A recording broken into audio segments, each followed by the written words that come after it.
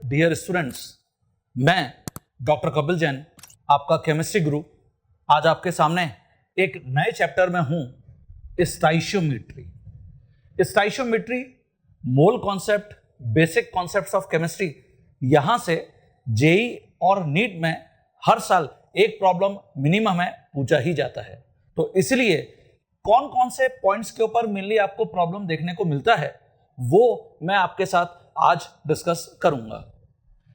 सबसे पहले स्टोइशियोमेट्री में मैंने यहां पर कुछ क्विक फॉर्मूला रिवीजन के लिए पॉइंट्स लिख रखे हैं जो मैं आपको पहले रिवाइज करा देता हूं और आफ्टर दैट इनके ऊपर फिर मैं आपको प्रॉब्लम्स बताने जा रहा हूं। सबसे पहले मैंने यहां पे लिखा है मोल एटम्स या ग्राम एटम्स। जब भी हमको कैलकुलेट करने होते हैं इट मींस गिवन मास जो ग्राम में होगा divide by gram atomic mass, जिसको मैं एब्रीवेट गम से भी करता हूं, ग्राम एटॉमिक मास। अगर आपको कुछ एलिमेंट्स के ग्राम एटॉमिक मास याद हैं तो आपकी स्पीड प्रॉब्लम्स में बहुत फास्ट हो जाती है।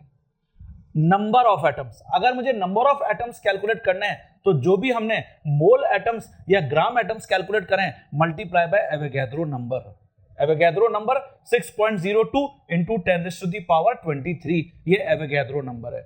मोल मॉलिक्यूल्स या ग्राम मॉलिक्यूल्स अगर आपको कैलकुलेट करना है, इसका मतलब गिवन मास ग्राम में divide by gram molecular mass, इसको मैं जीएमएम बोलता हूं, ग्राम मॉलिक्यूलर मास। तो जब भी तुमको मॉलिक्यूल्स, मोल मॉलिक्यूल्स या ग्राम मॉलिक्यूल्स कैलकुलेट करने हैं हमेशा ये फॉर्मूला अप्लाई करना।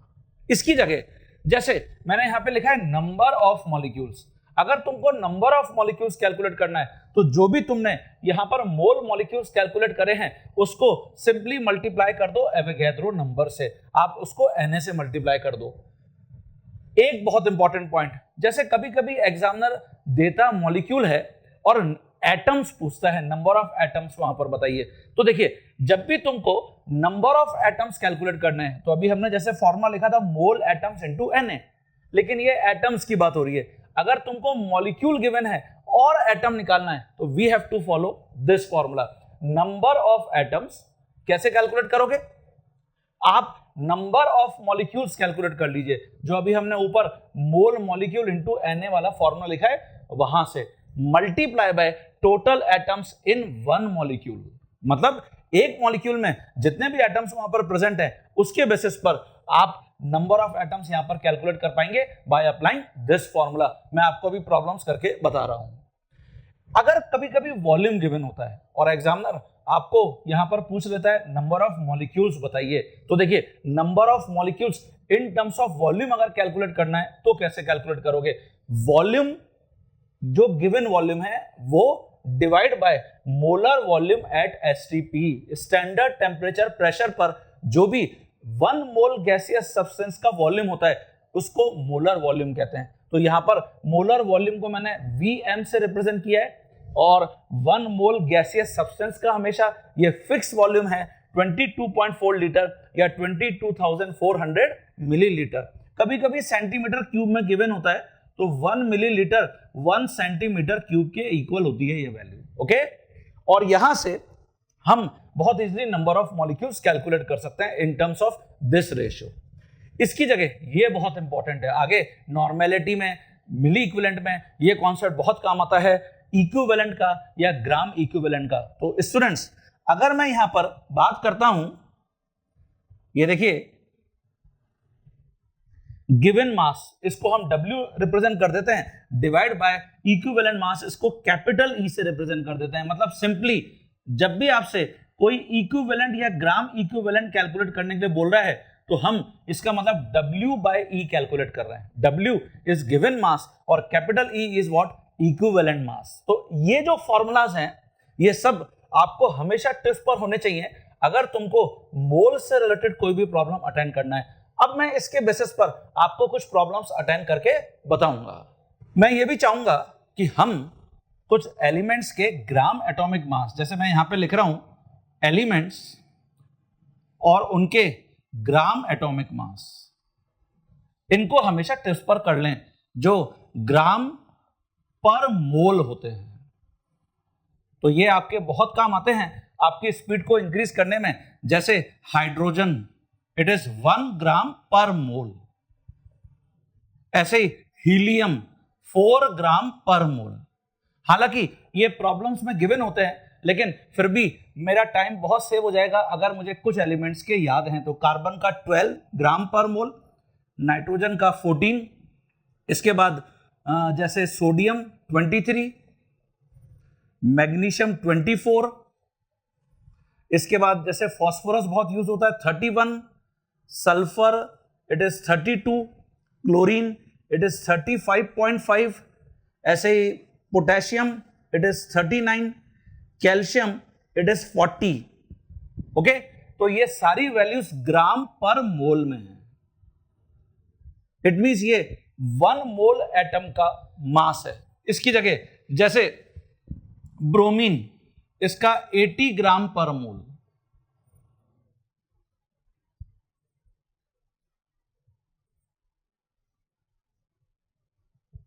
ऐसे इसकी जगह आयोडीन इट इज 127 ग्राम पर मोल, सिल्वर इट इज 108 ग्राम पर मोल।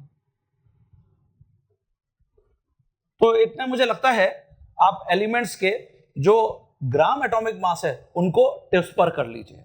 हाँ बच्चों, तो ये जो मैंने आपको कुछ एलिमेंट्स और उनके ग्राम एटॉमिक मास याद करने के लिए बोला है, इनको एकदम टिप्स पर कर लीजिए। अब मैं 1 बाय 1 आपके साथ कुछ प्रॉब्लम्स को यहां पर डिस्कस करूंगा। जैसे ये प्रॉब्लम जेई में पूछा जा चुका है, how many mole electrons way 1 kilogram. मतलब अगर 1 किलोग्राम इलेक्ट्रॉन्स ले लिए जाएं तो उसमें कितने मोल इलेक्ट्रॉन्स हैं।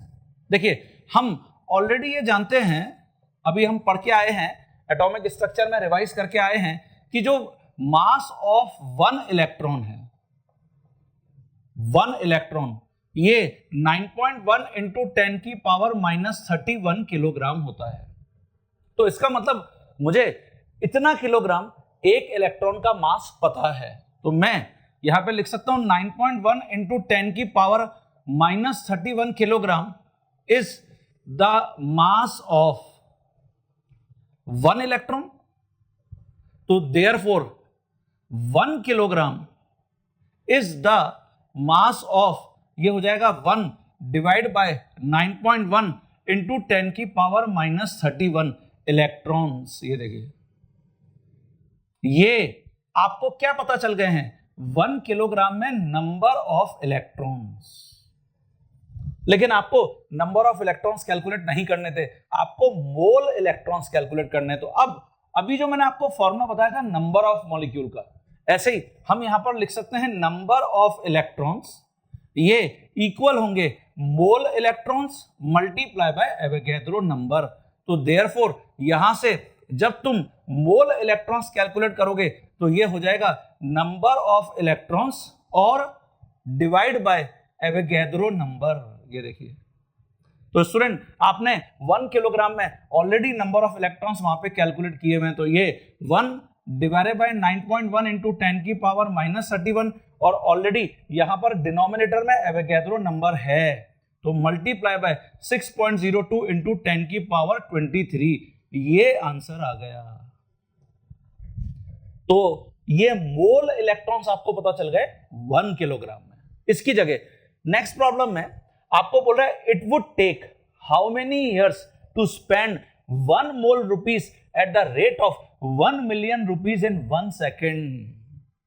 क्वेश्चन समझ में आया कि अगर एक बच्चे को, जो न्यूली बॉर्न चाइल्ड है, उसको 1 मोल रुपीज पकड़ा दिए जाए, बहुत खुश हो रहे हो आप सभी हैं, 1 मोल रुपीज, और उसको बोला जाए कि 1 मिलियन रुपीज 1 सेकेंड में खर्च कर, तो कितने साल लग जाएंगे उसको ये खर्च करने में। तो देखिए, यहां हमको गिवन है 10⁻⁶ रुपीज स्पेंड इन 1 सेकेंड। तो देयरफॉर मुझे 1 मोल रुपीज कितने सेकेंड में मैं पहले खर्च करूंगा वो निकाल लेता हूं। तो 6.02 इंटू 10 की पावर 23 रुपीज, मतलब 1 मोल रुपीज स्पेंड इन, ये हो जाएगा 1 डिवाइड बाय 10 की पावर 6 और मल्टीप्लाई बाय 6.02 इंटू 10 की पावर 23 सेकेंड्स। ये देखिए, लेकिन स्टूडेंट आपको यहां पर सेकंड कैलकुलेट नहीं करने थे, आपको ईयर्स कैलकुलेट करने हैं। तो इसको हमको ईयर्स में कन्वर्ट करना पड़ेगा। तो 6.02 इंटू 10 की power 23 divide by 10 raise to the power 6, ये तो ऑलरेडी है। सेकंड्स को पहले मिनट में कन्वर्ट करिए, मल्टीप्लाई बाय 60, मिनट को डेज में कन्वर्ट करिए, मल्टीप्लाई बाय 60 यहां पर। उसके बाद ये मिनट को पहले आवर्स में कन्वर्ट करिए, आवर्स को फिर डेज में कन्वर्ट करिए, तो 24 मल्टीप्लाई बाय, और अब डेज को ईयर्स में कन्वर्ट करिए तो 365। ये देखिए, ये आंसर होगा आपका। तो वापस मैं रिपीट कर देता हूं, हमने इतने रुपीस को खर्च करने में इतने सेकंड लग रहे हैं, तो डेफिनेटली अगर मैं इसको ईयर्स में कन्वर्ट करता हूं तो जो सेकंड्स से हमने इसको पहले मिनट्स में कन्वर्ट किया, मिनट्स को आवर्स में कन्वर्ट किया, आवर्स को डेज में कन्वर्ट किया, और डेज को ईयर्स में कन्वर्ट किया, then you will get the answer. Students, इसमें आपको एक पॉइंट मैं यहां पे और देखिए बता देता हूं। जैसे आपने जब मोलर वॉल्यूम को यहां पर लिख लिया है, अब मैं यहां पे अगर ऐसे मेंशन करता हूं 1 मोल ऑफ O2 गैस, अभी यहां पे आपने एसटीपी मेंशन नहीं किया है, ठीक है। तो अब जैसा मैंने आपको अभी लेक्चर में पहले भी बताया था कि जैसे मैंने कंप्यूटर में एक आइकॉन पर क्लिक किया, जैसे मैंने यहां पे 1 मोल O2 पर क्लिक किया, तो मुझे बहुत सारे ऑप्शंस उस आइकॉन पर क्लिक करने पर दिखाए जाते हैं कंप्यूटर से। ऐसे ही 1 मोल पर क्लिक करने पर बहुत सारे ऑप्शंस यहां पर खुल गए। क्या 1 मोल O2, इसके मतलब 6.02 इंटू 10 की पावर 23 मॉलिक्यूल्स ऑफ O2, ये देखिए, या 1 मोल O2 का जो मास होगा वो इसका ग्राम मॉलिक्यूलर मास होगा, तो O2 इसका मतलब 32 ग्राम होगा। ये GMM है, जिसको हमने मोलर मास भी बोला, मोलर मास। या 1 मोल O2 में अगर आपसे पूछा जाए कि कितने मोल ऑक्सीजन एटम्स हैं, तो आप बोलेंगे 2 मोल ऑक्सीजन एटम्स हैं, 2 मोल ऑक्सीजन एटम्स हैं। तो हमने इतने सारे डेटा को यहां पर 1 मोल में मेंशन कर लिया है। लेकिन अगर आप एसटीपी यहां पर नहीं गिवन है आपको, तो आप कभी भी इसको 22.4 लीटर के इक्वल नहीं लिख सकते। यह ध्यान देने वाली बात है। अगर मुझे यहां एसटीपी गिवन होता ऑल्टरनेटिवली, जैसे मुझे अब गिवन है कि 1 मोल O2 गैस का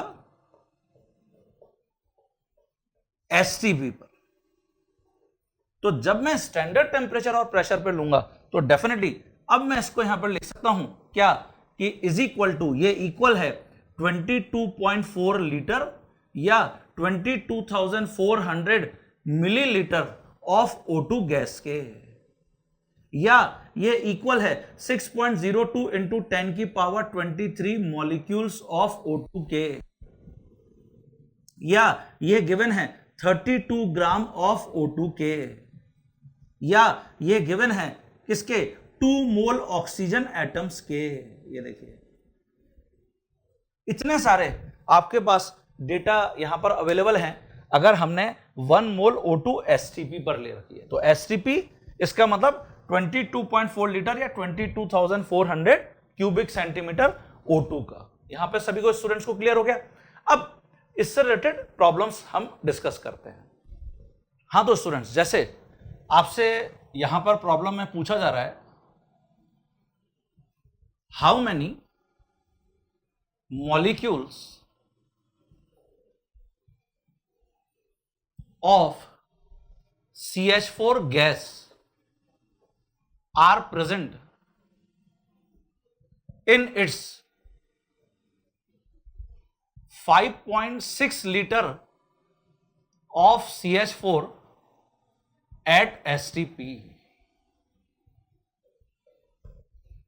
अगर मैं मीथेन गैस के 5.6 लीटर को ले लेता हूं STP पर, तो कितने मॉलिक्यूल्स यहां पर प्रेजेंट है। तो आप देखिए, गुरु मंत्र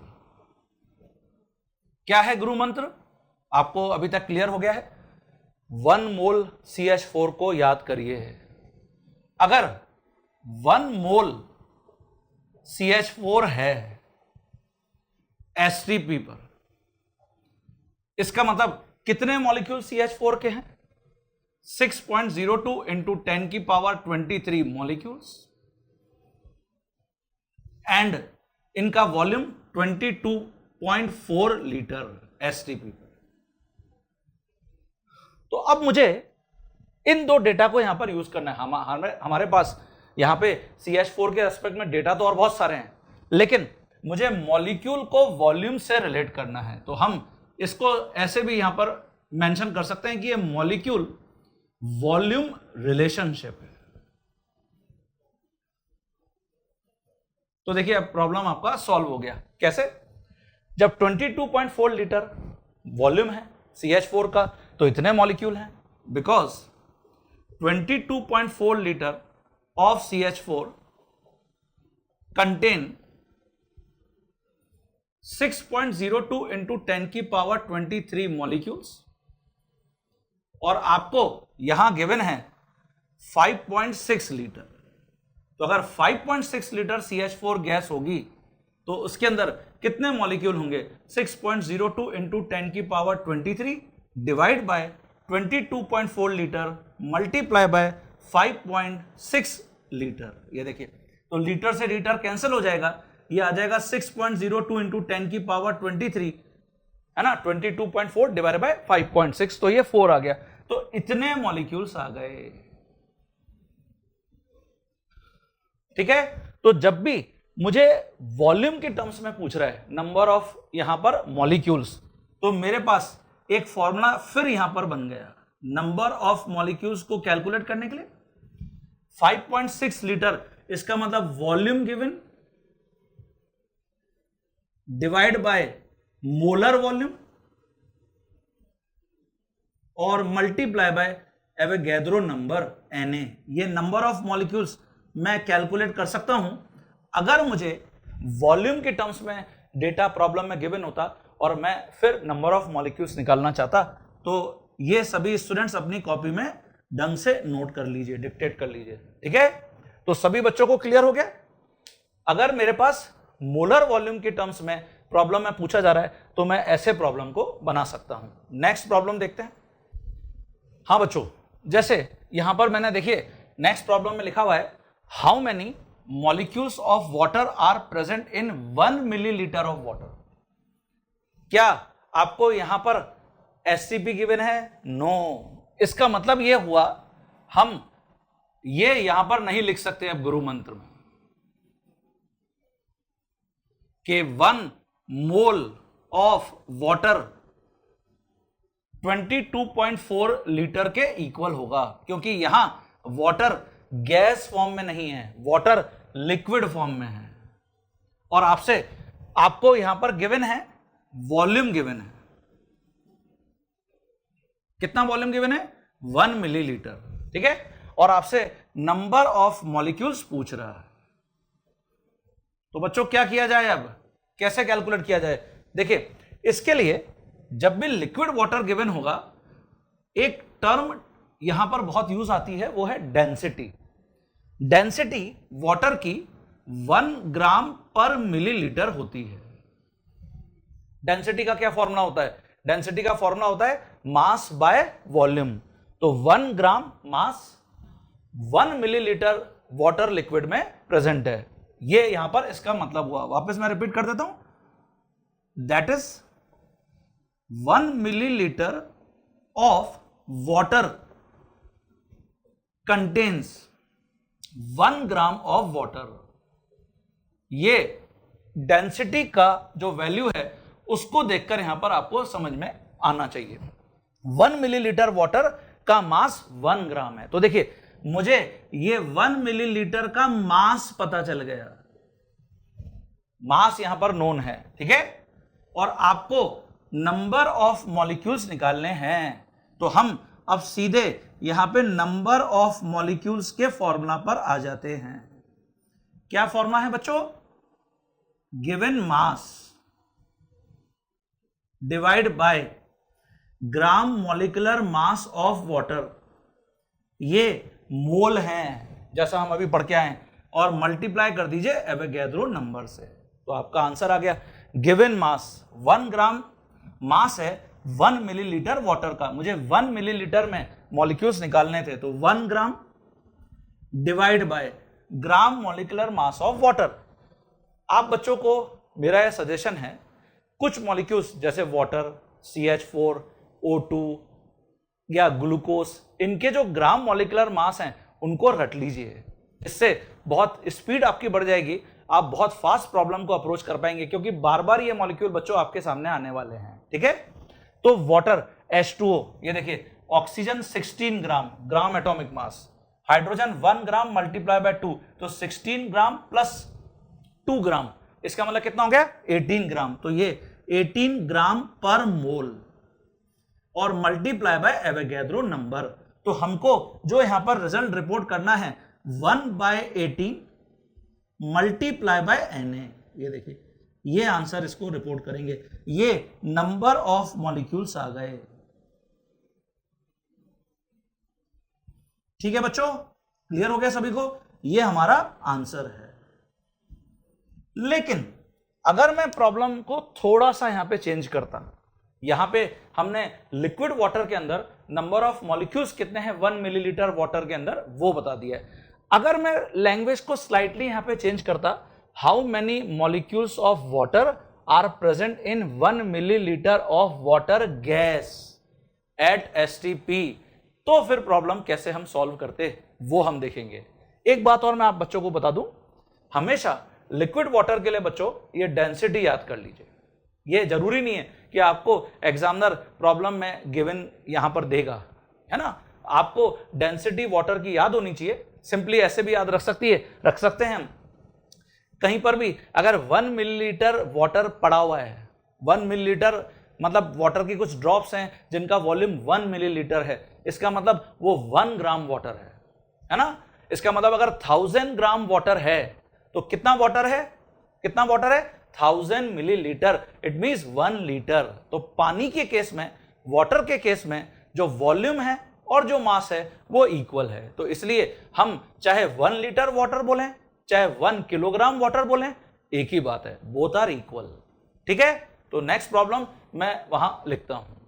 हाँ बच्चों, तो यहां अगर मैं फाइनली इसका रिजल्ट बताऊं तो ये आ जाएगा 3.34 इंटू 10 की पावर 22 मॉलिक्यूल्स।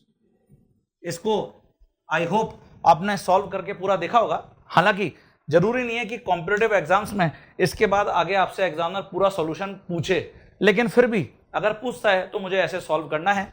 1 को मैं 6.02 इंटू 10 की पावर 23 से मल्टीप्लाई करूंगा और डिवाइड करूंगा 18 से। नाउ अब मैंने यहां पर पूछा है how many molecules of water gas या वाटर वेपर्स आर प्रेजेंट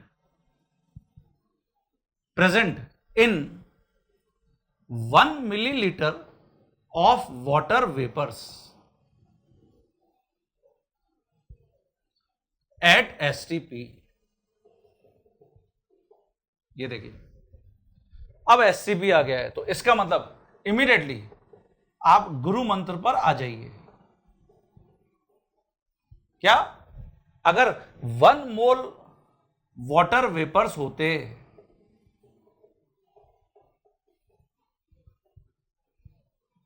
ठीक है, STP पर, तो उनका वॉल्यूम कितना होता, उनका वॉल्यूम होता 22.4 लीटर या 22,400 मिलीलीटर।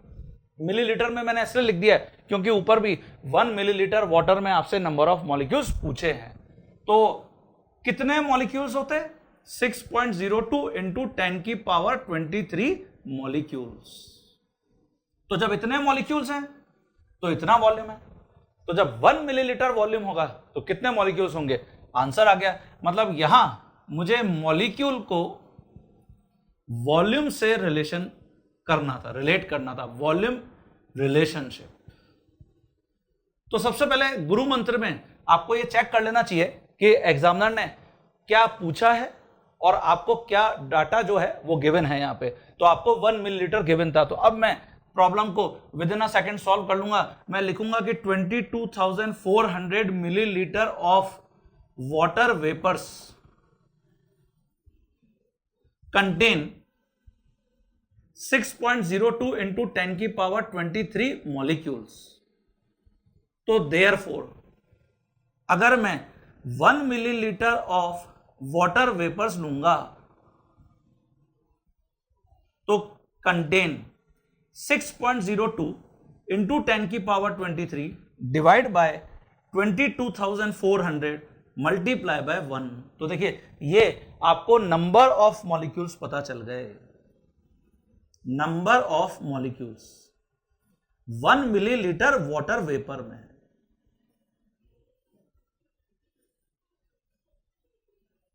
तो ये हो गया एवोगैड्रो नंबर डिवाइड बाय 22,400, ये आपके मॉलिक्यूल्स आ गए। ठीक है बच्चों, क्लियर हो गया। देखिए क्या ये दोनों रिजल्ट सेम हैं? इसका आंसर है नो, ये दोनों रिजल्ट सेम नहीं है, हो भी नहीं सकते। ये वाटर लिक्विड था और वो वाटर वेपर्स हैं। तो सभी को स्ट्रेटजी क्लियर हो गई कि हमको क्या ध्यान रखना है। जब भी मुझे एसटीपी गिवन है, मेरे पास हमेशा एक एक्स्ट्रा डाटा यहां पर गिवन है, उसके थ्रू मैं अप्रोच कर सकता हूं। ठीक है, कुछ और प्रॉब्लम्स को डिस्कस कर रहे हैं। हाँ बच्चों, मैंने ये नेक्स्ट प्रॉब्लम लिखा है यहां पे, which of the following contains maximum number of atoms. देखिए केमिस्ट्री में जो 11th क्लास का केमिस्ट्री है वो हम इसलिए बहुत ज्यादा एंजॉय करने वाले हैं क्योंकि इसमें इसी टाइप के प्रॉब्लम्स हम आगे मैथमेटिकली फेस करते रहेंगे, इसको एंजॉय करते रहेंगे। तो अपने कॉन्सेप्ट्स को बहुत क्लियर रखिए। जैसा मैंने आपको अभी लेक्चर में भी बताया कि आपकी जो लैंग्वेज है वो एकदम क्लियर होना चाहिए कि आपको एग्जामिनर ने क्या पूछा और आप क्या प्रॉब्लम को अप्रोच कर रहे हैं। ठीक है, आपसे यहां पे पूछा गया है which of the following contain maximum number of atoms.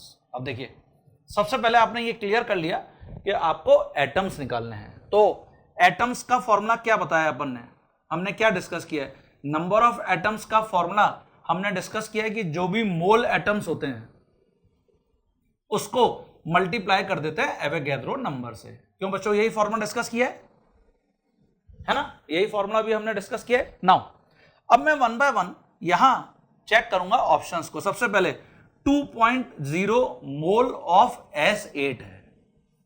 अब क्या S8 मॉलिक्यूल है या एटम है? इसका आंसर है मॉलिक्यूल है।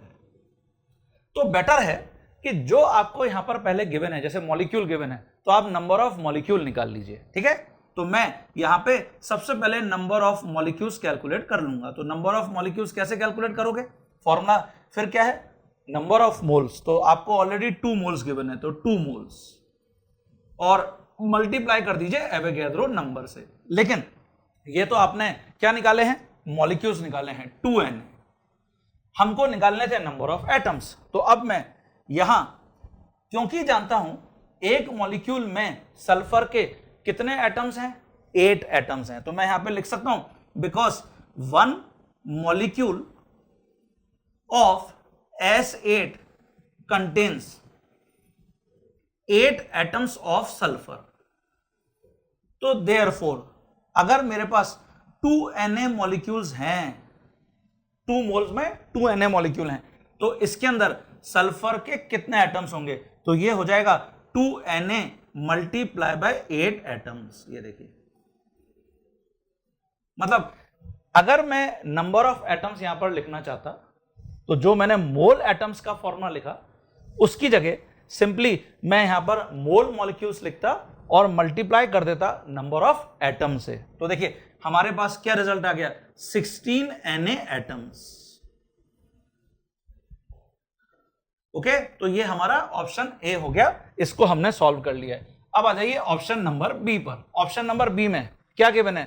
आपको 6 मोल सल्फर के गिवन है। बच्चों ये तो ऑलरेडी एटम ही गिवन है, सल्फर एटम। तो अब यहां तो प्रॉब्लम बहुत ही सिंपल हो गया। अगर मुझे नंबर ऑफ एटम्स कैलकुलेट करने हैं तो जो मोल एटम का फॉर्मूला है उसको मल्टीप्लाई कर दूंगा एवोगैड्रो नंबर से। तो मोल एटम मल्टीप्लाई बाय Na, तो नंबर ऑफ एटम्स आ जाएंगे। तो ऑलरेडी 6 मोल गिवन है, मल्टीप्लाई बाय Na, तो नंबर ऑफ एटम कितने आ गए? 6Na। ये इक्वेशन 2 लिख देते हैं। ठीक है बच्चों, तो तुमने ऑप्शन बी भी चेक कर लिया। अब आ जाओ ऑप्शन सी पर। ऑप्शन सी में 5.5 मोल ऑफ SO2 गिवन है। 5.5 मोल ऑफ SO2।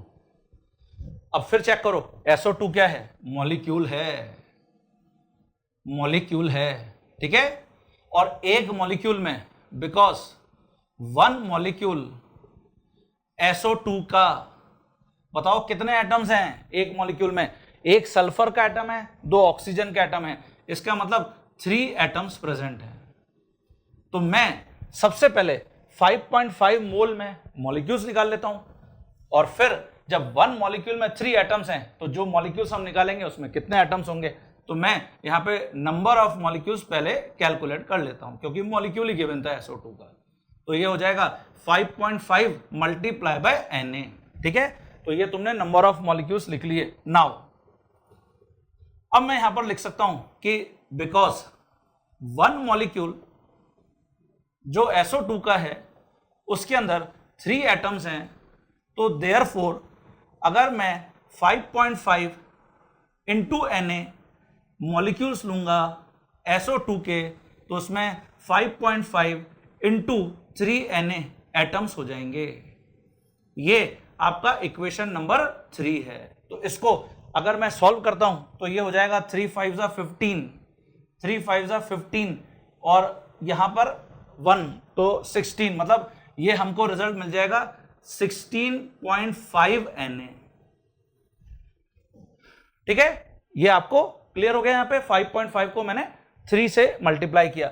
और ऐसे ही अगर मैं ऑप्शन नंबर डी को देखता हूं, तो ऑप्शन नंबर डी में मुझे गिवन है यहां पे 44.8 litre of CO2 eight STP। ये देखिए, अब मुझे वॉल्यूम गिवन है STP पर, तो तुरंत आपको क्लियर है, सर ने बता रखा है, गुरु ने बता रखा है, गुरु मंत्र अप्लाई कर सकते हो। कैसे? मैं वॉल्यूम यहां पर देख रहा हूं, सीधे नंबर ऑफ मॉलिक्यूल्स यहां पे निकाल लेता हूं। क्या फॉर्मूला बताया था बच्चों नंबर ऑफ मॉलिक्यूल्स का इन टर्म्स ऑफ वॉल्यूम? जो भी वॉल्यूम गिवन है 44.8 litre divide by molar volume 22.4 litre, multiply किससे कर दोगे? एवोगैड्रो नंबर से। तो कितना आ जाएंगे? 2 Na मॉलिक्यूल्स आ गए,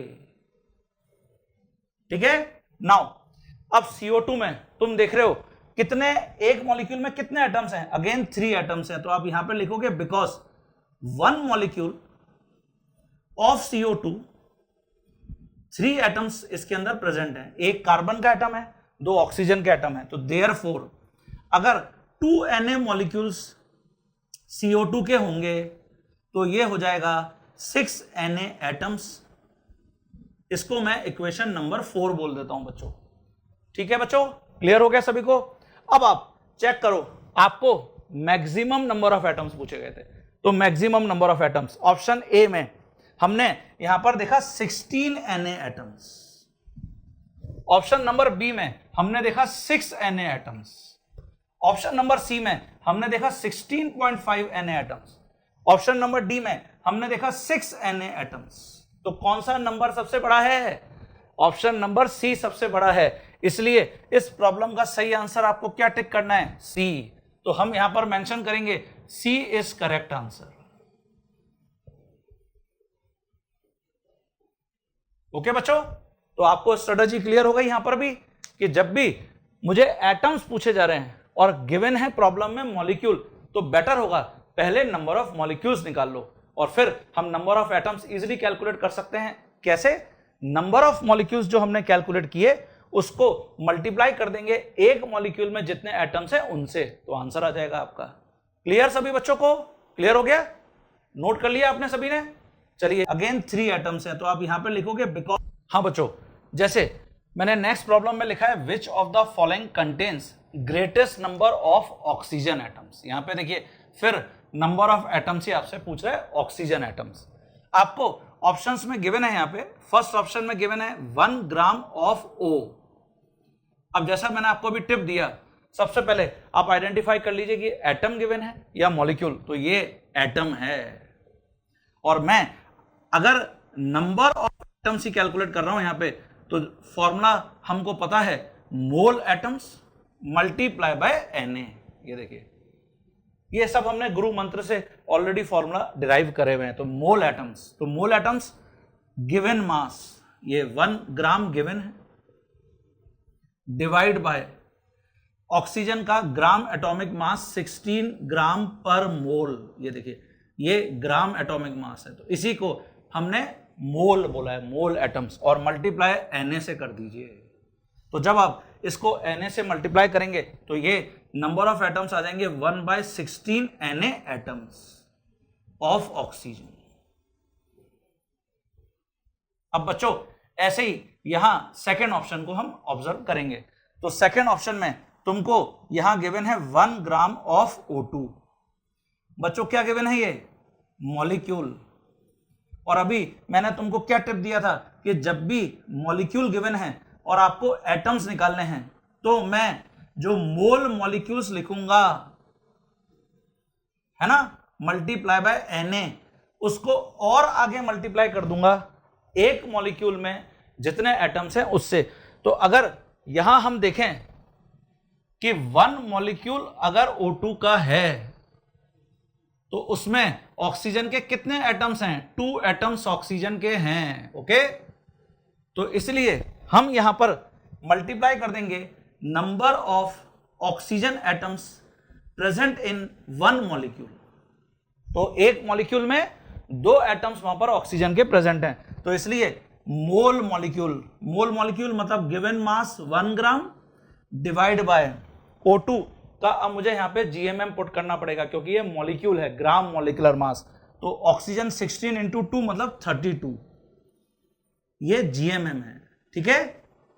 और आप मल्टीप्लाई कर रहे हैं Na से और मल्टीप्लाई कर रहे हैं नंबर ऑफ ऑक्सीजन एटम से, क्योंकि आपको एटम्स यहां पर कैलकुलेट करने हैं, तो 2 से मल्टीप्लाई कर दिया।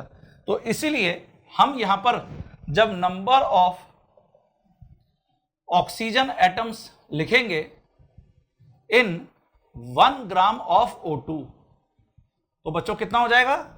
ये हो जाएगा 2/16, मतलब 2/32, इसका मतलब 1/16 Na। ये देखिए, ये फिर आपको ऑक्सीजन एटम्स पता चल गए ऑप्शन नंबर बी में।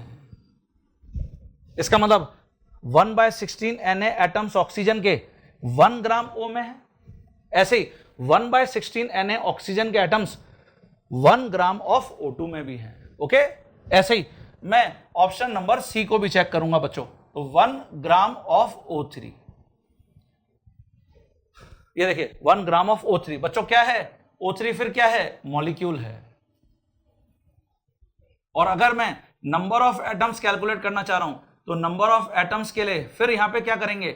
जो मोल मॉलिक्यूल्स आप कैलकुलेट करोगे multiply by Na multiply by number of oxygen atoms in 1 molecule of O3, ये यहां पे आप लिखोगे।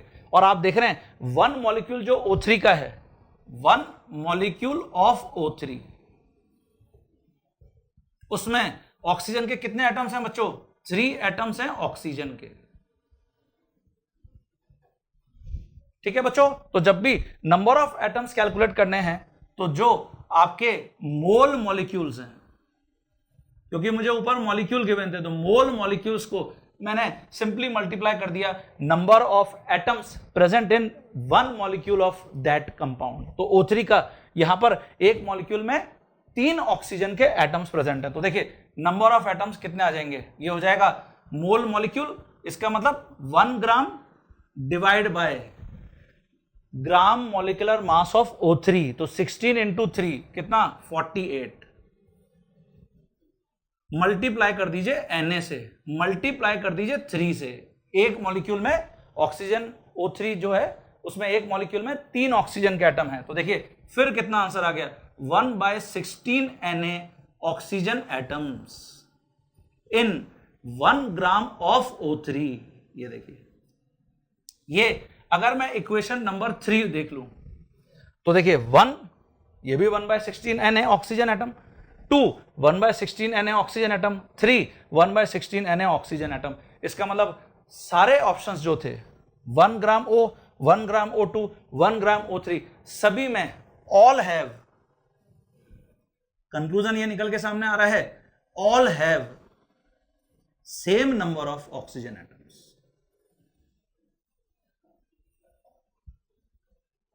तो इसलिए हमको यहां पे कौन से ऑप्शन को टिक करना है, डी ऑप्शन को टिक करना है बच्चों। ठीक है, तो सभी स्टूडेंट्स को क्लियर हो गया। ढंग से इसको अपनी कॉपी में नोट कर लीजिए। ये जितने भी मैं आपको यहां पर इलिस्ट्रेशंस दे रहा हूं, प्रॉब्लम्स मैं आपको सॉल्व करके बता रहा हूं, मैं बच्चों चाहूंगा सारे प्रॉब्लम्स आप वापस, जैसा मैंने आपको लास्ट क्लास में भी टिप्स दिए थे कि हम एक स्लेट ले लें, हम एक पेंसिल ले लें और स्लेट और पेंसिल पर इन प्रॉब्लम्स को प्रैक्टिस करिए। स्लेट आपने देखी होगी ब्लैक कलर की एक शीट होती है, पेंसिल व्हाइट कलर का या चौक ले लीजिए। अगर घर पे वो नहीं है तो फिर जो रफ पेजेस होते हैं, हम ये मान लें कि इन प्रॉब्लम के सॉल्यूशंस हमको नहीं पता। सबसे पहले आपने मेरे लेक्चर को देख देख के सभी को ढंग से नोट कर लिया, फिर आपने सिर्फ प्रॉब्लम्स को वहां रफ पेज में या स्लेट के ऊपर लिखा और वापस खुद प्रैक्टिस करके देखा। तो जब आप खुद प्रैक्टिस करोगे, खुद वापस प्रॉब्लम के आंसर तक पहुंच जाओगे, तो आपका देखिए कॉन्फिडेंस कितना बढ़ जाएगा। और जहां आपको लगता है कि मैं थोड़ा सा भी परेशान हो रहा हूं, कंफ्यूज हो रहा हूं, अटक रहा हूं, तो मेरे सॉल्यूशंस तो हैं ही बच्चों। आप इमीडिएटली इनको वापस स्क्रॉल करके चेक कर लीजिए, देख लीजिए, अपने जो नोट्स आप मेंटेन कर रहे हैं उसमें देख लीजिए, तो आपको बहुत मजा आएगा ऐसे प्रैक्टिस करके। तो सभी बच्चों ने समझ लिया प्रैक्टिस करने की स्ट्रेटजी क्या है। ठीक है, चलिए कुछ और प्रॉब्लम्स को यहां पर ऐड कर लेते हैं। हाँ बच्चों, जैसे यहां पर नेक्स्ट प्रॉब्लम में मैंने लिखा है, calculate number of molecules in 1.8 millilitre of water. अभी बच्चों इस टाइप की प्रॉब्लम मैंने आपको सॉल्व करके बताई है।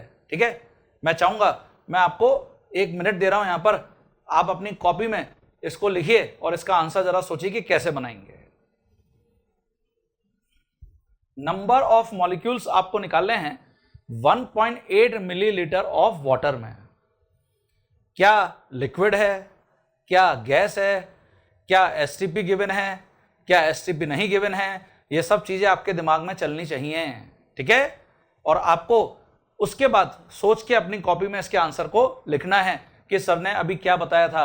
आप अपने नोट्स को पीछे देखिए, उसमें मैंने आपको भी एक बहुत इंपॉर्टेंट टिप दिया था कि अगर मुझे वाटर गैस गिवन नहीं है तो यहां पर वाटर की डेंसिटी बहुत यूजफुल होती है। ठीक है, वाटर की डेंसिटी कितनी बताई थी, अपने नोट्स में पीछे देखो, सभी देखो स्टूडेंट्स, और उसके अकॉर्डिंग इस प्रॉब्लम का आंसर मुझे बताओ क्या आंसर आएगा, तब मैं आपको इसको सॉल्व करके बता रहा हूं। करिए करिए, प्रैक्टिस करिए, कोशिश करिए, सभी अपनी कॉपी में लिखिए और बताइए क्या होगा। ठीक है, पास, जल्दी जल्दी जल्दी जल्दी करिए। यस, सभी से बनना चाहिए, सभी को समझ में आना चाहिए, सभी को। अभी इतने सारे मैंने एग्जांपल्स बताए हैं तो आप बहुत इजीली इसको सॉल्व कर सकते हैं। और जैसा मैंने आपको भी बताया था बच्चों की water, CH4, CO2, O2, N2, इनके जो ग्राम मॉलिक्यूलर मास है वो अगर आप रट लेंगे तो बहुत बढ़िया आपकी स्पीड हो जाएगी। जैसे वाटर का जो ग्राम मॉलिक्यूलर मास है वो अभी मैंने आपको कितना बताया था, 18 बताया था, 18 ग्राम पर मोल। तो आप 1.8 मिलीलीटर में नंबर ऑफ मॉलिक्यूल्स लिख रहे होंगे। ठीक है, चलिए अब मैं आपको इसका सॉल्यूशन बताता हूं। क्योंकि बच्चों मुझे यहां पे एसटीपी गिवन नहीं है, तो इसलिए 1.8 मिलीलीटर वाटर गिवन है, मतलब जो वॉल्यूम मुझे गिवन है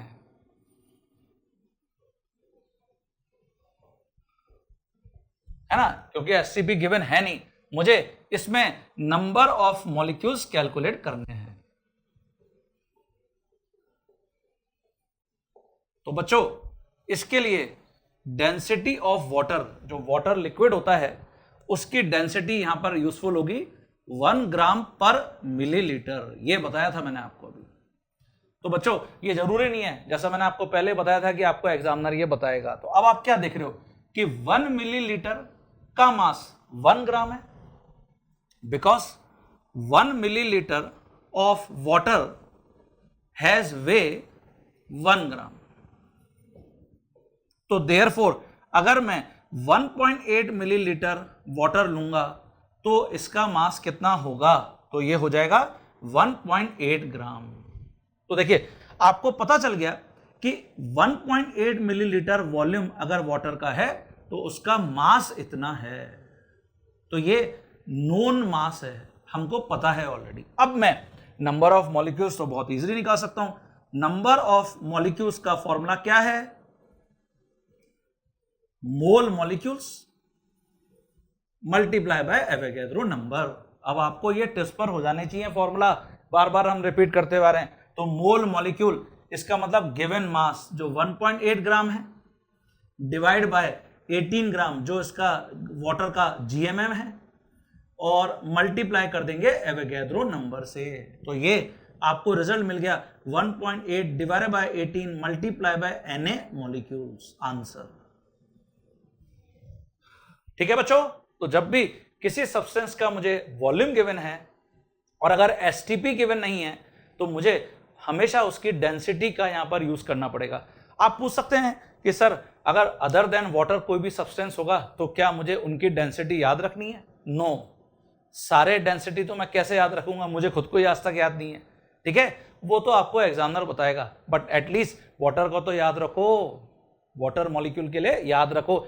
आज के बाद जब भी घर पे पानी पियो तो तुरंत याद कर लो, सर ने बता रखा है वाटर की डेंसिटी 1 ग्राम पर मिलीलीटर होती है, याद हो गया। ठीक है, चलिए next problem. Calculate number of electrons in one molecule of following species. Number of electrons, number of protons, इससे भी रिलेटेड प्रॉब्लम्स आपको स्टोइचियोमेट्री में देखने को बच्चों मिल सकती हैं। मैंने लिखा है स्पीसीज, ये अभी हमने रिडॉक्स रिएक्शन में भी टर्म्स को यूज किया था।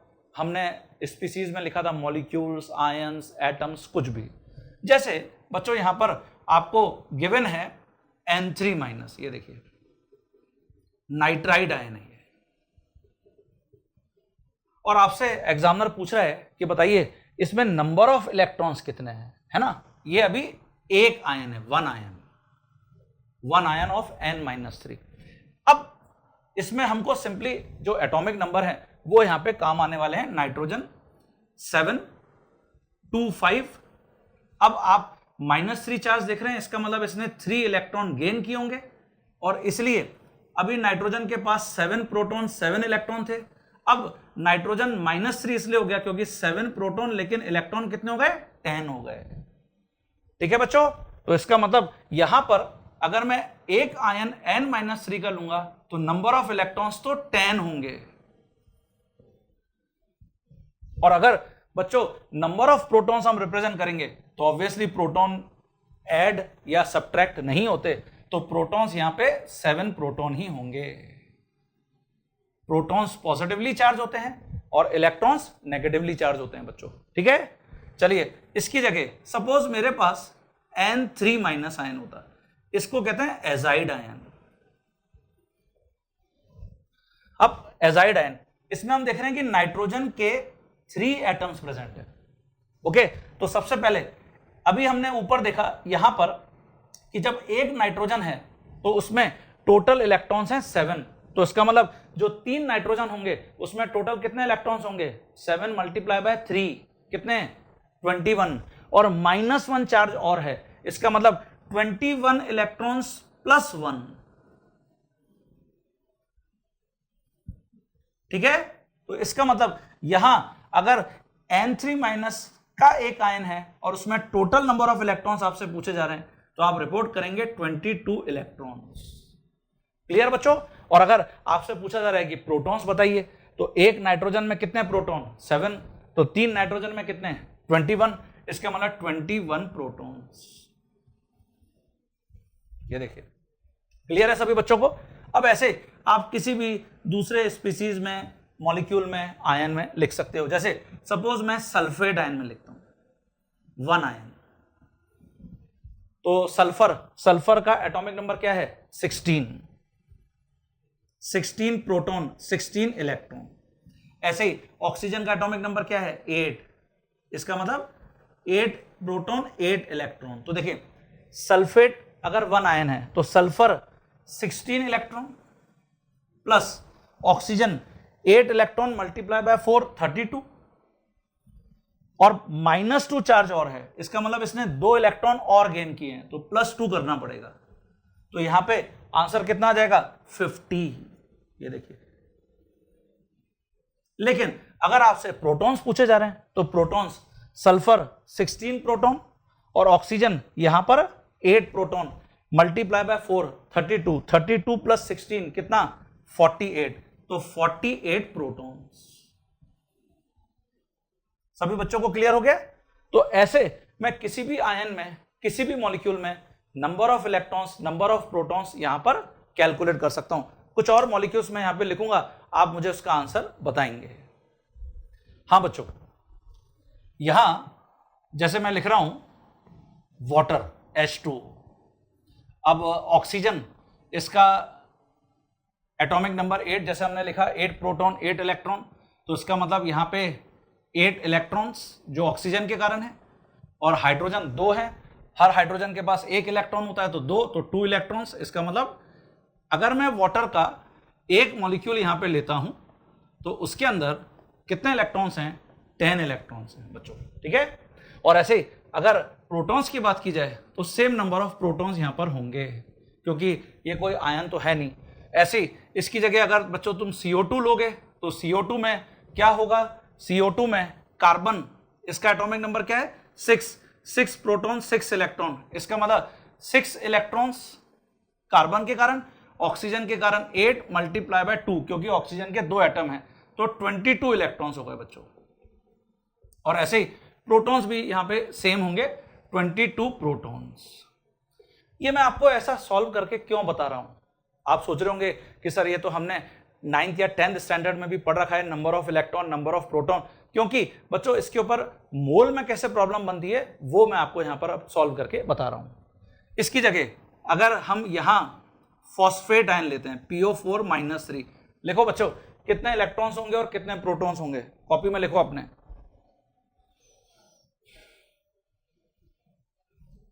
लिख रहे हैं सभी स्टूडेंट्स? फास्फोरस का एटॉमिक नंबर क्या है? 15 है। इसका मतलब 285, वैलेंस इलेक्ट्रॉन 5 है। बच्चों वैलेंस इलेक्ट्रॉन्स भी आपसे पूछे जा सकते हैं, ठीक है। अभी हम यहां टोटल नंबर ऑफ इलेक्ट्रॉन्स लिख रहे हैं, तो फास्फोरस के पास 15 प्लस ऑक्सीजन के पास 8 मल्टीप्लाई बाय 4, -3 चार्ज भी है बच्चों, तो +3, मतलब इसने 3 इलेक्ट्रॉन और गेन किए हैं। तो इसका मतलब 32 + 3 35 + 15 50 इलेक्ट्रॉन्स। और बच्चों अगर तुम नंबर ऑफ प्रोटॉन्स यहां पर कैलकुलेट करते तो फास्फोरस के पास 15, ऑक्सीजन के पास 8 मल्टीप्लाई बाय 4 कितना हो गया? 32 -3, ये तो इलेक्ट्रॉन्स के कारण है। 32 + 15 कितना हो गया बच्चों? कितना हुआ? 47 प्रोटॉन्स, ठीक है। तो मुझे लगता है ये सभी स्टूडेंट्स को क्लियर हो गया कि अगर मुझसे नंबर ऑफ इलेक्ट्रॉन्स या नंबर ऑफ प्रोटॉन्स पूछे जा रहे हैं तो मुझे कैसे सॉल्व करना है। अब मोल में प्रॉब्लम आपसे कैसे पूछी जाएगी वो मैं आपको करके बता रहा हूं।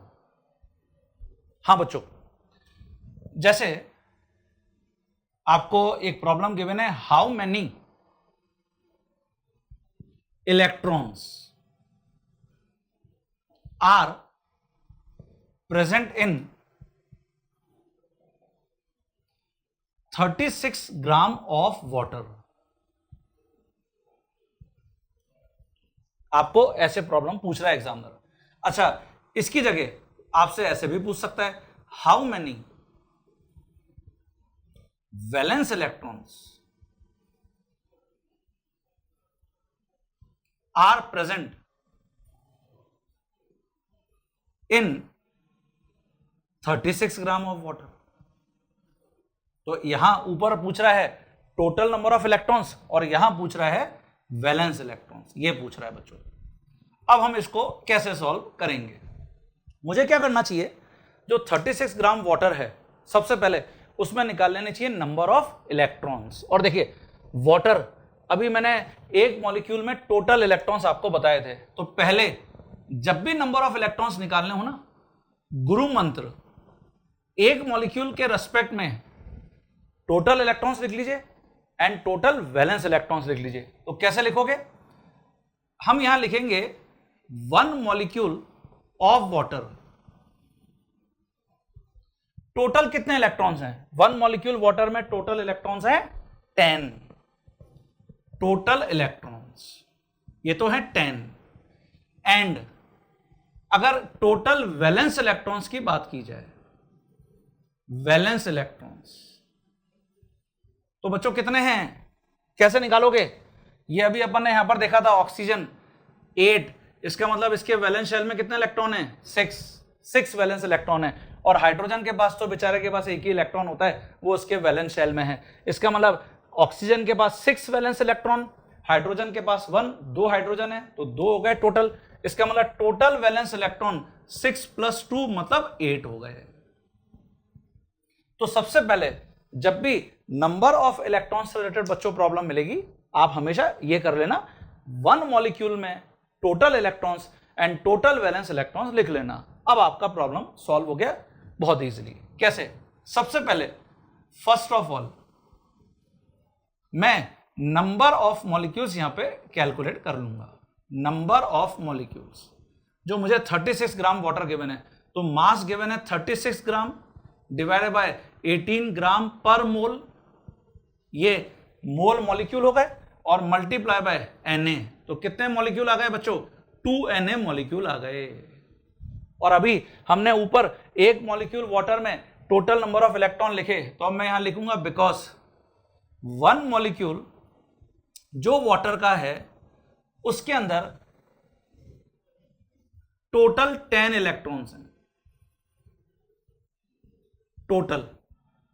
तो देयरफॉर अगर 2Na मॉलिक्यूल वाटर के होंगे तो बच्चे कितने टोटल इलेक्ट्रॉन हो जाएंगे? ये हो जाएगा 2Na × 10, 20Na। ये देखिए, ये टोटल इलेक्ट्रॉन्स आ गए बच्चों, ये आंसर है हमारा। लेकिन अगर इसकी जगह तुमसे वैलेंस इलेक्ट्रॉन्स पूछ रहा होता तो भी हमने उसका ऊपर डेटा लिखा हुआ है यहां पे कि टोटल वैलेंस इलेक्ट्रॉन 8 है एक मॉलिक्यूल में, और फिर 36 ग्राम वाटर में आपसे वैलेंस इलेक्ट्रॉन पूछे गए। तो यहां फर्स्ट ऑफ ऑल मैं फिर टोटल नंबर ऑफ मॉलिक्यूल्स पता कर लेता हूं। टोटल नंबर ऑफ मॉलिक्यूल्स तो ऑब्वियसली यही होंगे जो हमने ऊपर कैलकुलेट किए, 36/18 × Na मतलब 2Na। नाउ बिकॉज 1 मॉलिक्यूल जो वाटर का है उसके अंदर 8 वैलेंस इलेक्ट्रॉन्स हैं, तो देयरफॉर अगर मैं इसकी जगह 2Na मॉलिक्यूल्स लूंगा वाटर के, तो कितने हो जाएंगे? ये हो जाएगा 8 × 2Na मतलब 16Na वैलेंस इलेक्ट्रॉन्स। ये आंसर आ गया बच्चों। ठीक है, सभी को क्लियर हो गया? तो अब देखिए प्रॉब्लम बहुत इजीली सॉल्व हो गया। अब किसी भी टाइप की ऐसी प्रॉब्लम आपको देखने को मिलेगी नंबर ऑफ इलेक्ट्रॉन से रिलेटेड, आप हमेशा बच्चों ऐसे ही बनाना, ऐसे ही प्रॉब्लम को अटेंड करना। ठीक है, तो कुछ और प्रॉब्लम्स ऐड कर लेते हैं। हाँ बच्चों, जैसे नेक्स्ट जो मैंने प्रॉब्लम लिखा है वो देखिए ये लिखा है, बिल्कुल सेम, थोड़ा सा डेटा चेंज कर देता हूं मैं। How many electrons and valence electrons are present in 176 gram of carbon dioxide. अब फिर वही इमीडिएटली आपको गुरु मंत्र याद आ जाना चाहिए। जब भी नंबर ऑफ इलेक्ट्रॉन्स हमको कैलकुलेट करने के लिए बोल रहा है, वैलेंस इलेक्ट्रॉन्स हमको कैलकुलेट करने के लिए बोल रहा है, 1 मॉलिक्यूल या 1 आयन में पहले लिख लीजिए। तो अगर 1 मॉलिक्यूल CO2 है, ठीक है, तो टोटल इलेक्ट्रॉन्स कितने? कार्बन के पास कितने? 6, ऑक्सीजन के पास कितने? 8 × 2, तो कितना हो गया? 22, एंड टोटल वैलेंस इलेक्ट्रॉन्स, तो टोटल वैलेंस इलेक्ट्रॉन्स, कार्बन के वैलेंस शेल में कितने इलेक्ट्रॉन? 4, प्लस ऑक्सीजन के पास 6 × 2, तो ये हो गया 16। ये देखिए, तो 22 टोटल इलेक्ट्रॉन है और टोटल वैलेंस इलेक्ट्रॉन कितने हैं? 16 है। ये आपने एक मॉलिक्यूल में लिख लिए हैं। नाउ अब मैं सबसे पहले यहां पर 176 ग्राम CO2 में CO2 के नंबर ऑफ मॉलिक्यूल्स निकालूंगा, तो नंबर ऑफ मॉलिक्यूल्स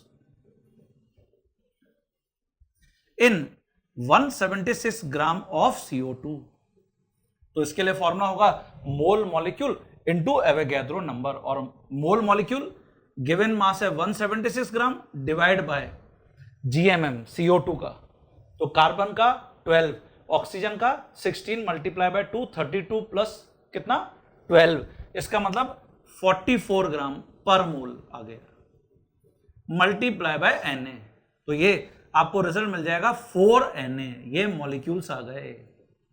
अब आप वन बाय वन सबसे पहले कैलकुलेट कर लीजिए टोटल इलेक्ट्रॉन 4Na मॉलिक्यूल्स में और फिर टोटल वैलेंस इलेक्ट्रॉन। तो मैं यहां पे लिखूंगा because one molecule CO2 contains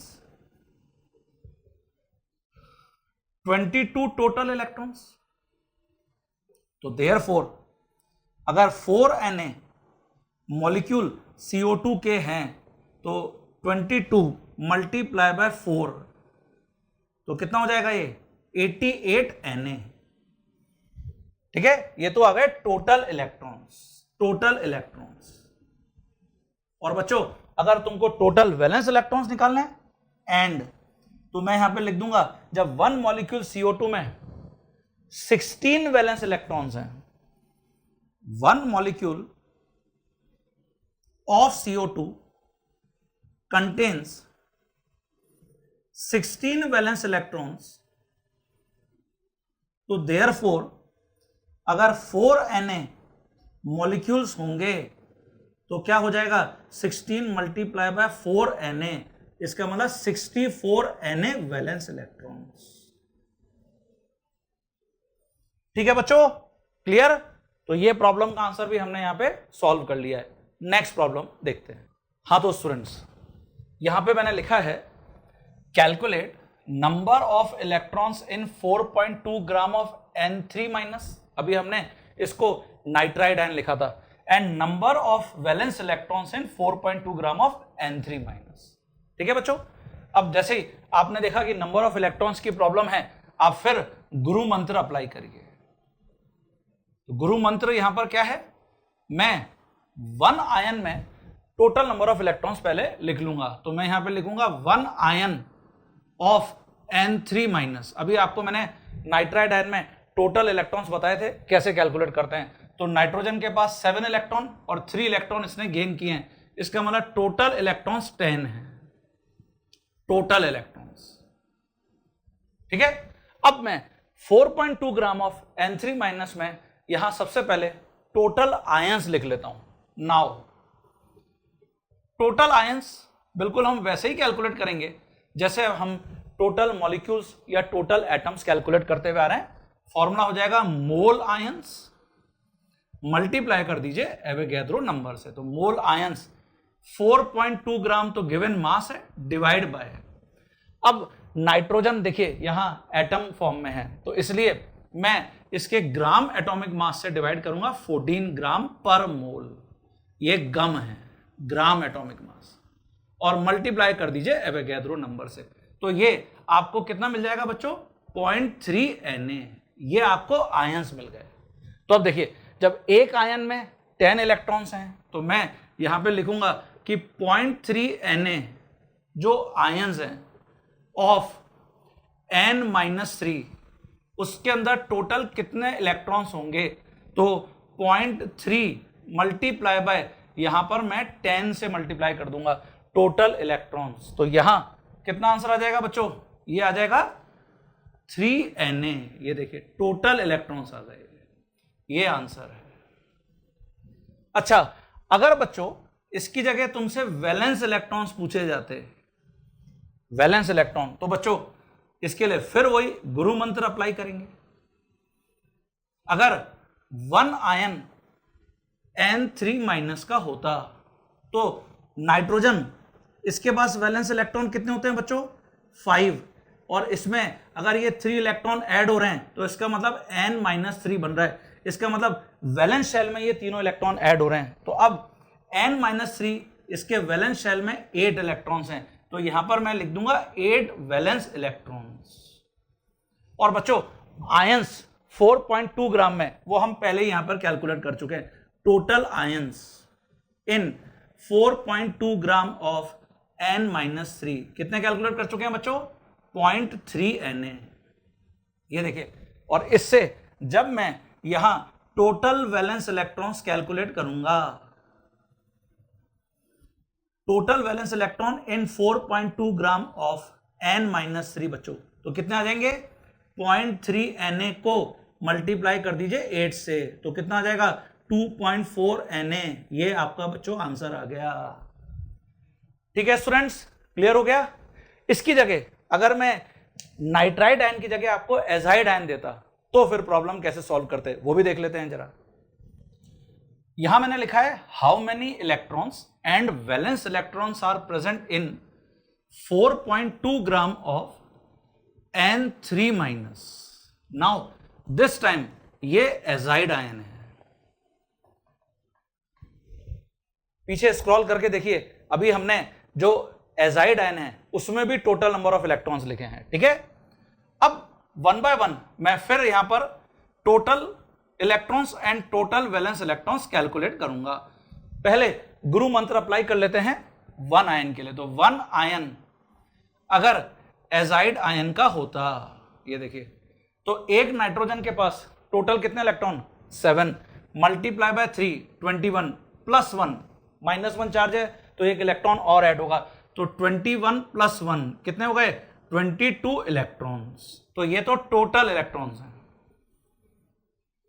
अब मैं 4.2 ग्राम ऑफ N3- में टोटल आयंस निकाल लेता हूं। नाउ टोटल आयंस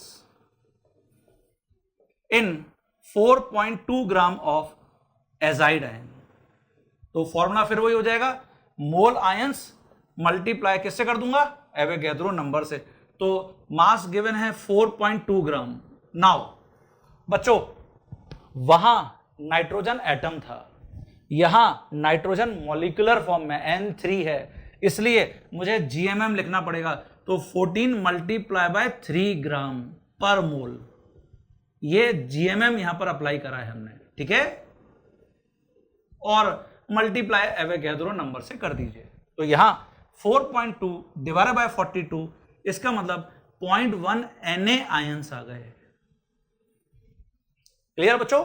और अब अगर आप यहां टोटल इलेक्ट्रॉन्स लिखते हैं इन 4.2 ग्राम ऑफ N3-, 4.2 ग्राम को अब हम कैलकुलेट कर चुके हैं 0.1 Na आयंस, तो कितने हो जाएंगे बच्चों? एक आयन में 22 थे, तो 0.1 Na आयंस में कितने हो जाएंगे? 22 इंटू 0.1 Na। इसका मतलब कितना हो गया बच्चों? 2.2 Na। ये देखिए, ये आंसर आ गया। ठीक है, एंड ऑल्सो अगर मैं टोटल वैलेंस इलेक्ट्रॉन्स निकालना चाहता हूं, मुझे वैलेंस इलेक्ट्रॉन्स भी पूछे गए थे, तो मैं फिर गुरु मंत्र अप्लाई करता हूं। यहां अगर वन आयन N3- का है, एक नाइट्रोजन वैलेंस इलेक्ट्रॉन है 5, तो 3 नाइट्रोजन के पास कितने होंगे बच्चों? 15, और उसमें एक इलेक्ट्रॉन और ऐड हो रहा है -1 वैलेंस इलेक्ट्रॉन है ना। इसका मतलब ये हो गया, यहां पर 5 को 3 से मल्टीप्लाई करेंगे क्योंकि 3 नाइट्रोजन है, और +1 करेंगे तो कितने हो जाएंगे? 16 वैलेंस इलेक्ट्रॉन्स। तो ये सबसे पहले आपने एक आयन में पता कर लिया कि 16 वैलेंस इलेक्ट्रॉन्स हैं। अब तो आपका प्रॉब्लम बहुत इजीली सॉल्व हो जाएगा, क्योंकि हम ऑलरेडी यहां पर कैलकुलेट कर चुके हैं कि 4.2 ग्राम जो एजाइड आयन है 0.1 Na आयंस के इक्वल है। तो इसका मतलब 0.1 Na आयंस में टोटल कितने वैलेंस इलेक्ट्रॉन्स होंगे? 1.6 Na आंसर आ जाएगा। ठीक है, क्लियर हो गया सभी स्टूडेंट्स को? तो यहां मैं लिख दूंगा total valence electrons in 0.1 Na N3-, ये हो जाएंगे 1.6 Na वैलेंस इलेक्ट्रॉन्स। ये बच्चों आंसर होगा। तो ये सभी स्टूडेंट्स अपनी कॉपी में नोट कर लीजिए, डिक्टेट कर लीजिए कि हम जब टोटल इलेक्ट्रॉन्स निकाले तो क्या कर रहे हैं और टोटल वैलेंस इलेक्ट्रॉन्स निकाले तो क्या कर रहे हैं। तो इतने सारे एग्जांपल से मुझे लगता है कि टोटल इलेक्ट्रॉन्स या टोटल वैलेंस इलेक्ट्रॉन्स अगर आपको कैलकुलेट करने हैं, स्टोइचियोमेट्री के अंदर मोल से रिलेटेड प्रॉब्लम पूछा जाता है तो हम कैसे सॉल्व करेंगे, आप सभी स्टूडेंट्स को ये क्लियर हो गया होगा। नेक्स्ट प्रॉब्लम, हाँ बच्चों, जैसे इस प्रॉब्लम में मैंने लिखा है how many nitrogen atoms are present in 0.25 moles of calcium nitrate. अब आपसे nitrogen atoms, calcium atoms, oxygen atoms कुछ भी पूछ सकता था एग्जामिनर। कैसे सॉल्व करोगे बच्चों? फिर गुरु मंत्र। क्या है गुरु मंत्र? मैं अगर 1 मोल कैल्शियम नाइट्रेट होता, ये देखिए, तो यहां number of mole atoms calcium के, नाइट्रोजन के, ऑक्सीजन के, नंबर ऑफ एटम्स सब कुछ लिख सकता था। तो 1 मोल कैल्शियम नाइट्रेट, इसमें 1 मोल कैल्शियम एटम है, 2 मोल नाइट्रोजन एटम्स हैं एंड 2 3 6 मोल ऑक्सीजन एटम्स हैं। बच्चों 6 मोल ऑक्सीजन एटम्स या 3 मोल O2 मॉलिक्यूल्स ऐसे भी लिख सकते थे, 2 मोल नाइट्रोजन एटम्स या 1 मोल N2 मॉलिक्यूल ऐसे भी लिख सकते थे। अच्छा, क्योंकि यहां पर मुझे नाइट्रोजन एटम्स पूछे गए कैल्शियम नाइट्रेट के इतने मोल्स में, तो पहले मैं इनको एटम्स में कन्वर्ट कर लेता हूं। तो 1 मोल कैल्शियम एटम, इसका मतलब Na कैल्शियम एटम्स। ऐसे ही 2 मोल नाइट्रोजन एटम्स, इसका मतलब 2 Na नाइट्रोजन एटम्स। और 6 मोल ऑक्सीजन एटम्स, इसका मतलब 6 Na ऑक्सीजन एटम्स। ये देखिए, ये क्लियर है सभी स्टूडेंट्स को? अब आपका आंसर आ गया। जब 1 मोल कैल्शियम नाइट्रेट में यहां आपसे पूछा जा रहा है नाइट्रोजन एटम, तो 2 Na नाइट्रोजन एटम्स हैं, तो 0.25 मोल में कितने होंगे? आंसर। अब ये problem not only for nitrogen atom, मैं कैल्शियम के लिए पूछा जाता तो बना सकता था, ऑक्सीजन के लिए पूछा जाता तो बना सकता था। तो यहां हमने मोल को एटम के साथ रिलेट किया है, तो मोल एटम रिलेशनशिप, ये सबसे पहले डिसाइड कर लेना चाहिए बच्चों कि किसको किसके साथ रिलेट करना है। तो अब मैं यहां पर लिखूंगा बिकॉज 1 मोल कैल्शियम नाइट्रेट में कंटेन्स 2 Na नाइट्रोजन एटम्स। तो देयरफॉर अगर मैं 0.25 मोल कैल्शियम नाइट्रेट लूंगा तो कंटेन्स 2 Na, ये हो जाएगा 2 Na मल्टीप्लाई बाय 0.25, ठीक है, नाइट्रोजन एटम्स। तो अगर इसको आप सॉल्व करेंगे तो ये 2 इंटू 0.25 मल्टीप्लाई बाय 6.02 इंटू 10 की पावर 23 नाइट्रोजन एटम्स आ गए बच्चों। ये आपका आंसर है। इसको अगर आगे एग्जामिनर सॉल्व करने के लिए बोल रहा है तो सॉल्व कर लीजिए, और अगर यहां तक ही पूछ रहा है तो यहां तक बता दीजिए। अब आप जैसे अगर कैल्शियम के रेस्पेक्ट में लिखते हैं तो 1 मोल कैल्शियम नाइट्रेट में Na कैल्शियम एटम है, तो 0.25 मोल कैल्शियम नाइट्रेट में कितने होंगे? 0.25 Na कैल्शियम एटम्स। ऐसे ऑक्सीजन के रेस्पेक्ट में लिख सकते थे। ठीक है बच्चों, नेक्स्ट एग्जांपल पर आ जाते हैं। हाँ बच्चों, जैसे मैंने इस प्रॉब्लम में लिखा है how much gram of calcium is present in calcium nitrate. वहां पर भी अभी हमने कैल्शियम नाइट्रेट से रिलेटेड प्रॉब्लम को अटेंड किया था। अब आपसे बोल रहा है how much gram of calcium is present in calcium nitrate that contains 20 gram of nitrogen.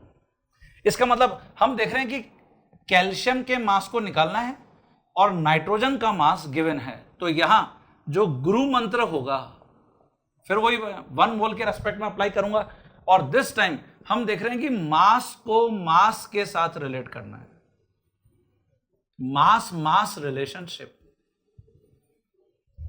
ठीक है, तो बच्चों कैसे करेंगे? यहां मैं सबसे पहले 1 मोल कैल्शियम नाइट्रेट को फिर लिख लेता हूं, और 1 मोल कैल्शियम नाइट्रेट में जैसा हम यहां पर देख रहे हैं कि 1 मोल कैल्शियम एटम है 2 मोल नाइट्रोजन एटम है एंड 6 मोल ऑक्सीजन एटम है। ठीक है बच्चों, अगर क्योंकि अब मुझे मास चाहिए यहां पर, तो मैं 1 मोल कैल्शियम एटम इसको लिख सकता हूं 40 ग्राम कैल्शियम। ये देखिए ग्राम एटॉमिक मास, जो मैंने आपको बच्चों टेबल बनवाई है वो टेबल बहुत यूजफुल है। देखिए टाइम सेव हो रहा है, अदरवाइज मैं बार बार सबके ग्राम एटॉमिक मास को देखता रहूंगा। ऐसे ही 2 mole nitrogen atom, 1 mole nitrogen atom का ग्राम एटॉमिक मास क्या है?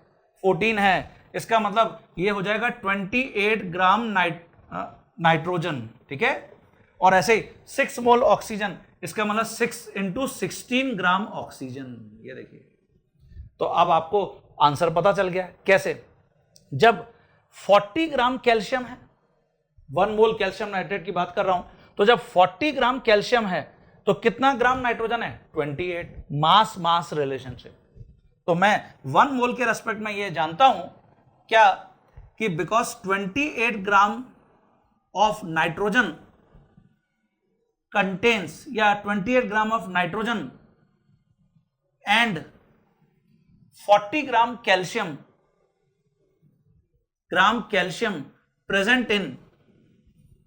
present in 1 mole calcium nitrate. तो देयरफॉर अगर मैं 20 ग्राम नाइट्रोजन यहां पर लूंगा तो इसके साथ कितना कैल्शियम प्रेजेंट होगा? तो 20 gram of nitrogen is equal to, ये हो जाएगा 40 gram divide by 28 multiply by 20 gram. ये देखिए, ये तुमको कैल्शियम पता चल गया। जब 20 ग्राम यहां पर नाइट्रोजन प्रेजेंट है तो कितना कैल्शियम प्रेजेंट है? तो 28 ग्राम नाइट्रोजन है तो 40 ग्राम कैल्शियम है। तो 20 ग्राम जब नाइट्रोजन होगा तो ये हो जाएगा 40 divide by 28 multiply by 20 gram. ये आपका आंसर आ गया। ठीक है बच्चों, क्लियर हो गया सभी स्टूडेंट्स को? चलिए नेक्स्ट प्रॉब्लम को देख लेते हैं। हाँ बच्चों, इस प्रॉब्लम में आपसे पूछा जा रहा है how many gram of sulphur required to produce 100 moles and 100 gram of H2SO4 respectively. ऐसा आपसे पूछा जा रहा है। तो 1 बाय 1 हम दोनों को अलग अलग यहां पे सॉल्व करेंगे। सबसे पहले मुझे मास ऑफ सल्फर कैलकुलेट करना है when 100 moles of H2SO4 available है। ठीक है, तो इसका मतलब यह हुआ यहां mass and mole relationship calculate करना है। अब मैं गुरु मंत्र यहां पर अप्लाई करता हूं।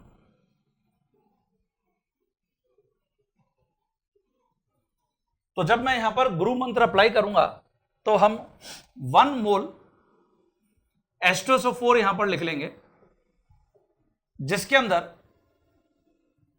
1 मोल सल्फर एटम है, that is 32 gram sulphur atom है। ये देखिए ग्राम एटॉमिक मास। तो आपका तो आंसर ही आ गया।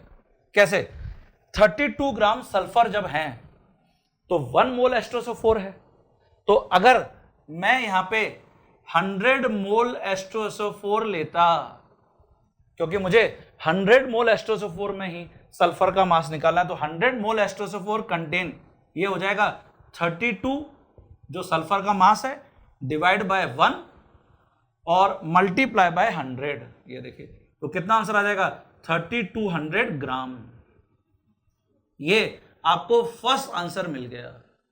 अगर मैं 100 मोल H2SO4 लेके चलता हूं तो उसमें इतना ग्राम सल्फर प्रेजेंट होगा। एंड ऑल्सो जो दूसरी इंफॉर्मेशन आपसे पूछी गई है उसमें मास को मास के साथ ही रिलेट करने के लिए बोला है, 100 ग्राम ऑफ H2SO4। तो सेकंड जो पार्ट है वो मास मास रिलेशनशिप है। फिर गुरु मंत्र अप्लाई करो। तो गुरु मंत्र जब मैं अप्लाई करूंगा तो मैं यहां पे फिर वही लिखूंगा कि 1 मोल H2SO4। अब क्योंकि मुझे H2SO4 का मास यहां पर गिवन है, तो 1 मोल H2SO4 का कितना मास है वो हम कैलकुलेट कर सकते हैं। हाइड्रोजन 2, सल्फर 32, ऑक्सीजन 16 × 4, तो ये आ जाएगा 98 ग्राम H2SO4। जो GMMB है ना, इसके अंदर कंटेन्स कितने मोल सल्फर एटम है? 1 मोल। इसका मतलब 32 ग्राम सल्फर। ये देखिए, तो आपका आंसर आ गया। कैसे? जब 98 ग्राम H2SO4 है तो इसके अंदर सल्फर कितना है? ये है 32 ग्राम। तो देयरफॉर अगर मैं 100 ग्राम H2SO4 लूंगा तो इसके अंदर सल्फर कितना होगा? तो ये हो जाएगा 32 डिवाइडेड बाय 98 मल्टीप्लाई बाय 100। ये देखिए, तो बच्चों इसको सॉल्व कर लेंगे, आपको आंसर मिल जाएगा। तो देखिए गुरु मंत्र कितना काम आ रहा है, गुरु मंत्र कितना हेल्पफुल है। सभी स्टूडेंट्स को क्लियर हो रहा है ये? ओके, सल्फर कितना है? ये है। हाँ बच्चों, नेक्स्ट प्रॉब्लम देखिए, मैंने यहां पे लिखा है which of the following will way maximum amount. Amount मतलब मास कैलकुलेट करना है आपको, और आपको इसके लिए ऑप्शंस गिवन है। 1 बाय 1 सभी ऑप्शंस को चेक करेंगे। जैसे फर्स्ट ऑप्शन है 40 ग्राम ऑफ आयरन। अगर 40 ग्राम आयरन का गिवन है, इसका मतलब मुझे तो ऑलरेडी मास ही गिवन है, ये तो मास गिवन है, तो यहां पर मुझे और कोई कैलकुलेशन करने की अब जरूरत नहीं है। मैं सेकेंड ऑप्शन को चेक करूंगा। मुझे गिवन है 1.2 ग्राम एटम नाइट्रोजन का। अब बच्चों देखो, ग्राम एटम गिवन है, अमिताभ बच्चन साहब, बिग बी, मतलब मोल एटम्स गिवन है। ठीक है बच्चों, और तुमको यहां पे मास पता करना है, तो कैसे पता करेंगे? हमने फॉर्मूला पढ़ा है मोल एटम या ग्राम एटम का, given mass divide by gram atomic mass. तो मुझे अगर यहां पे गिवन मास कैलकुलेट करना है तो जो मोल एटम है उसको मैं ग्राम एटॉमिक मास से मल्टीप्लाई कर दूंगा। तो मोल एटम कितने हैं? 1.2। What is gram atomic mass of nitrogen? 14। तो ये देखिए, ये आपको मास मिल गया बच्चों ग्राम में।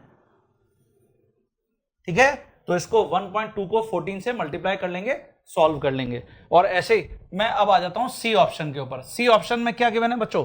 10 की पावर 23 एटम्स ऑफ कार्बन। 10 की पावर 23 एटम्स ऑफ कार्बन। इसका मतलब ये बच्चों आपको गिवन है नंबर ऑफ एटम्स, और तुमको बच्चों इससे मास निकालना है। तो देखिए फॉर्मूला नंबर ऑफ एटम्स का क्या पढ़ा है बच्चों? मोल एटम्स मल्टीप्लाई कर दीजिए एवोगैड्रो नंबर से, और मोल एटम इसका मतलब given mass divide by gram atomic mass carbon का 12 ग्राम पर मोल। ये देखिए, ये ग्राम एटॉमिक मास है इसका, मल्टीप्लाई बाय एवोगैड्रो नंबर। तो यहां से क्या बच्चों मास कैलकुलेट हो जाएगा? आंसर है हाँ, नंबर ऑफ एटम्स 10 की पावर 23 हैं। तो यहां पे मैं लिख दूंगा गिवन मास कितना हो जाएगा? 10 की power 23 multiply by 12 divide by 6.02 into 10 की पावर 23। ये कैंसिल हो गया। ठीक है, तो यहां से आपको फिर ग्राम में मास मिल जाएगा। It is 12 divide by 6.02। ये देखिए, ये इसका आंसर हो गया। ठीक है, मतलब 3, इक्वेशन 3 हो गया। और ऐसे ही बच्चों लास्ट ऑप्शन को देखते हैं, यहां पे डी ऑप्शन। ये 1.12 लीटर ऑफ O2 है एसटीपी पर। फिर एसटीपी आ गया बच्चों, तो इसका मतलब यहां पर क्या करना चाहिए? गुरु मंत्र। क्या है गुरु मंत्र? 1 मोल अगर O2 होता एसटीपी पर तो क्या मास होता? मास तो 32 ग्राम ही होता। कितना वॉल्यूम होता? 22.4 लीटर। ये देखिए, इट मींस इस वॉल्यूम का जो मास है वो 32 ग्राम है। तो मैं यहां लिख सकता हूं because 22.4 litre of O2 have weigh 32 gram. तो देयरफॉर अगर मैं 1.12 लीटर O2 लूंगा तो कितना मास होगा? तो ये हो जाएगा 32 डिवाइड बाय 22.4 मल्टीप्लाई बाय 1.12 ग्राम। ये देखिए इक्वेशन नंबर 4। तो तुमने बच्चों सभी के मासेस यहां पर कैलकुलेट कर लिए हैं। फर्स्ट ऑप्शन 40 ग्राम, सेकेंड ऑप्शन 1.2 ग्राम एटम का जो मास है वो 1.2 इंटू 14 ग्राम। सी ऑप्शन यहां पर जो मास है वो 12 डिवाइडेड बाय 6.02 ग्राम, मतलब 2 ग्राम अप्रोक्सीमेट 2 पॉइंट समथिंग आएगा। और D option 32 into 1.12 divide by 22.4, ये मास आ गया। तो जब तुम इन सबको सॉल्व करोगे यू विल फाइंड, आप देखोगे जो सबसे ज्यादा मास है, क्योंकि आपसे मैक्सिमम अमाउंट पूछा गया था, वो ए ऑप्शन में 40 ग्राम आयरन का है, और इसलिए हमको टिक करके आना है ए ऑप्शन को। ठीक है बच्चों, तो मुझे लगता है ये जो प्रॉब्लम्स मैंने आपको अभी तक सॉल्व करी हैं, आपको आगे जो भी मैं प्रॉब्लम्स प्रैक्टिस करने के लिए दूंगा वो बहुत हेल्प करेंगे मोल कॉन्सेप्ट में डिफरेंट वैरायटी के प्रॉब्लम्स को बनाने में। तो मेरे साथ साथ मैंने आपको जैसा भी टिप दिया था, इन सभी प्रॉब्लम्स को आपने अपनी कॉपी में नोट कर लिया।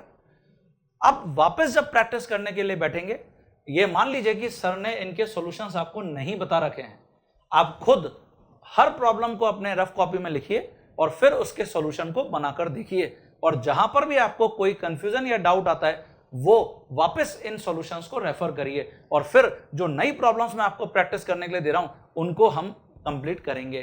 तो इन सभी प्रॉब्लम्स के सॉल्यूशन को ढंग से अपनी कॉपी में नोट कर लीजिए। ओके, तो कंटिन्यू करेंगे नेक्स्ट लेक्चर में with some more discussion of mole stoichiometry concept.